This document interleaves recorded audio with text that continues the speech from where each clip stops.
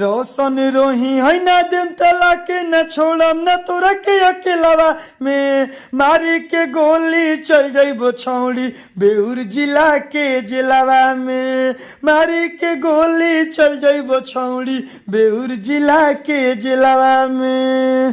तो का हाल है सिंगर भाई लोग, ठीक है? ये जो गाना लिखे हैं ना रंगदारी सॉन्ग लिखे हैं मगही गाना मारी के गोली चल जाइबो छौड़ी बेउर जिला के जिलावा में। दोस्तों कहीं ना कहीं ये न्यू ट्रैक के मगही गाना लिखे हैं। आप नए सिंगर हैं तो इस गाने को गा सकते हैं, रिकॉर्डिंग करवा सकते हैं। बिल्कुल हम ये गाना फ्री में लिखे हैं। कहीं ना कहीं दोस्तों ये बजने से कोई नहीं रोक सकता है, क्योंकि इस गाने में रोशन रोही का नाम का जिक्र किया गया है। और कहीं ना कहीं बेउर जिला के जगह पर आप अपना जिला के नाम भी डालकर इस गाने को गा सकते हैं, रिकॉर्डिंग करवा सकते हैं। बिल्कुल हम ये गाना फ्री में लिखे हैं। चलिए फ्री वाला गाना स्टार्ट करते हैं। पूरा वीडियो को फुल देखिएगा।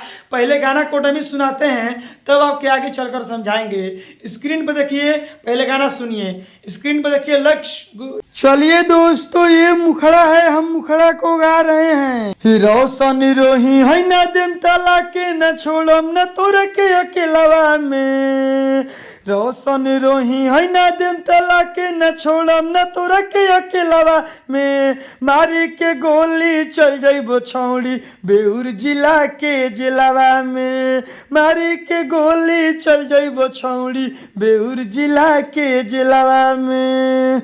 चलिए दोस्तों ये पहली का अंतरा है, हम पहली का अंतरा को गा रहे हैं। थाना पुलिस से हमारा डर न बछौड़ी चढ़ जाई में फांसी हम बोलम न सौरी।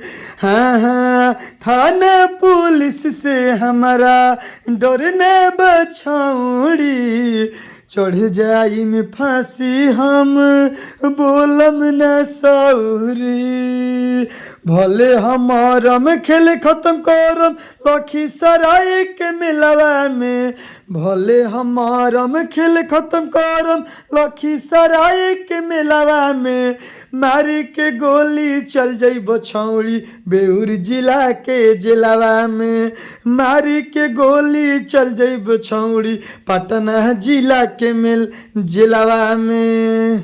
चलिए दोस्तों ये दूसर का अंतरा है, हम दूसर का अंतरा को गा रहे हैं। बिजली के तार निहन है छोड़ी लांगा राजा सिंहनिया मनुष्य के ले तई पांगा। हाँ हाँ बिजली के तार निहन है छोड़ी लांगा राजा सिंहनिया मनुष्य के ले तई पांगा। दोस्तों जहाँ लिखा हुआ है मोनू, तो फाइनली मोनू भाई ने कमेंट बॉक्स में कमेंट किए थे और रोशन भट्ट ने कि मेरा गाना में नाम डालिएगा जरूर राजा भाई, रोशन भट्ट और मोनू।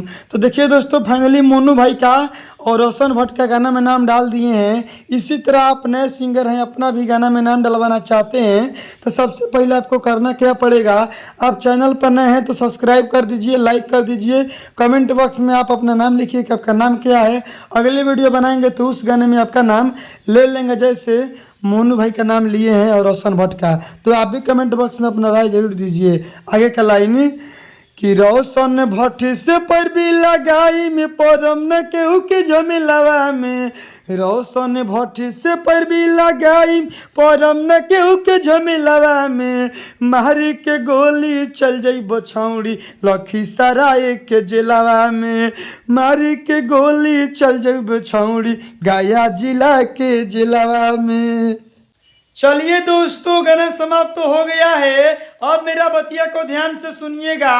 आप इस गाने को गाना चाहते हैं तो जाइए गाइए, रिकॉर्डिंग करवाइए। बिल्कुल हम ये गाना फ्री में लिखे हैं, लेकिन आप चाहते हैं कि नहीं यार हम इस गाने को नहीं गाएंगे, ये गाना कैसे कि बहुत लोग गा दिए होंगे या गाने वाले होंगे, तो हम अपने लिए पर्सनल गाना लिखवा कर गाएंगे, इनसे बढ़िया इनसे बेस्ट।